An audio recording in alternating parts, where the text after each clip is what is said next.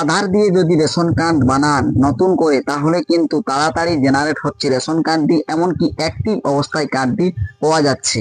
আপনারা নিজের চোখেই দেখে নিন।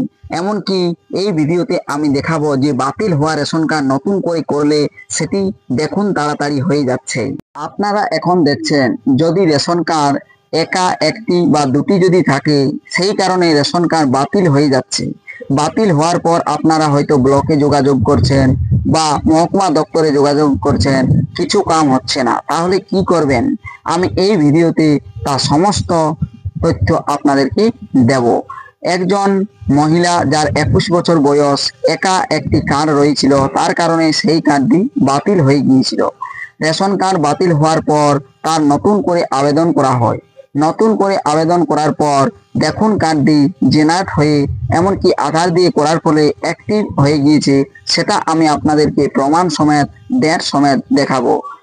এমনকি এই ভিডিওতে আমি বলবো আপনাদেরকে, যদি বাচ্চারও রেশন কার্ড নতুন করে করেন 4 নম্বর ফর্ম ফিল আপের মাধ্যমে, তবে আধার দিয়ে যদি করেন তবে খুব তাড়াতাড়ি সেই রেশন কার্ডটি জেনারেট হয়ে অ্যাক্টিভ হবে। এখন দেখা যাচ্ছে যে বাচ্চাদের যদি রেশন কার্ড করেন নতুন করে আধার না দিয়ে জন্ম সার্টিফিকেট দিয়ে, সেক্ষেত্রে অ্যাক্টিভ অবস্থায় রেশন কার্ডটি হতে অনেকটাই দেরি লাগছে, ওটা খালি না থাকার কারণে। তাই যদি আপনারা এই আধার কার্ড দিয়ে রেশন কার্ড করেন বাচ্চারও, সেক্ষেত্রে খুব তাড়াতাড়ি রেশন কার্ডটি জেনারেট হবে, এমনকি অ্যাক্টিভ অবস্থায় পাবেন, ডাউনলোড করতে পারবেন রেশন কার্ডটি। আজ আমি এরকমই একটি রেশন কার্ড, যা রেশন কার্ড বাতিল হয়ে গিয়েছিল, নতুন করে আবেদন করেছি, সেই রেশন কার্ডটি খুব তাড়াতাড়ি জেনারেট হয়ে অ্যাক্টিভ হয়ে গিয়েছে। রেশন কার্ডটিতে কিন্তু কেওয়াইসি করতে হয়নি। কেওয়াইসি না করার ফলেও কার্ডটি অ্যাক্টিভ অবস্থায় আপনা আপনি আধার দিয়ে করার ফলে রেশন কার্ডটি কেওয়াইসি হয়েই চলে এসেছে। সেই রেশন কার্ডটি ডাউনলোড হচ্ছে কিনা আপনাদেরকে দেখাবো। এর জন্য ভিডিওটি শেষ পর্যন্ত দেখুন। আর এই চ্যানেলে নতুন হয়ে থাকলে চ্যানেলটিকে অবশ্যই সাবস্ক্রাইব করে রাখবেন, আর পাশে থাকা বেল আইকনটি অল করে দেবেন, যাতে পরবর্তী নতুন ভিডিও নোটিফিকেশন পেয়ে যান।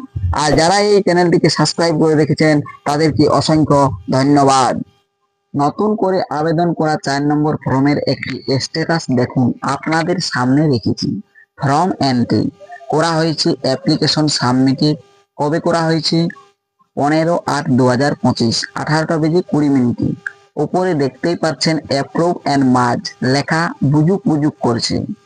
15/8/2025 এটা অ্যাপ্লিকেশন সাবমিট করা হয় 18টা বেজে 20 মিনিটে।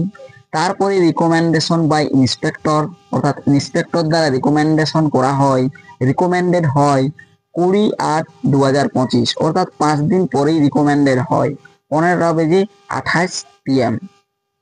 অ্যাপ্রুভাল বাই অ্যাপ্রুভিং অথরিটি, অর্থাৎ অ্যাপ্রুভ করা হয় মহকুমা থেকে, সেটা 21/8/2025, তার পরের দিনে 11টা বেজে 51 মিনিটে।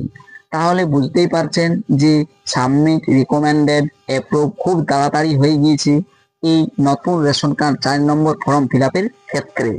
এটা বলা হয়েছে যে একজন যার রেশন কার্ড আগে ছিল কিন্তু বাতিল হয়ে গিয়েছিল একা পরিবার থেকে হয়ে যাওয়া জন্য, সেই রেশন কার্ডটি নতুন করে আবেদন করা হয়েছিল। আবেদন করার পর তার স্ট্যাটাসটা আজকে আমি আপনাদের সামনে তুলে ধরছি, যে যদি এরকম বাতিল হয়ে যায় আপনাদেরও রেশন কার্ড, তাহলে এইভাবে নতুন করে করবেন।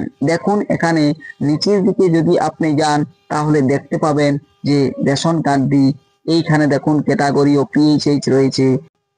আর দেখুন রেশন কার্ডটি অ্যাক্টিভ, একদম সবুজ দেখাচ্ছে।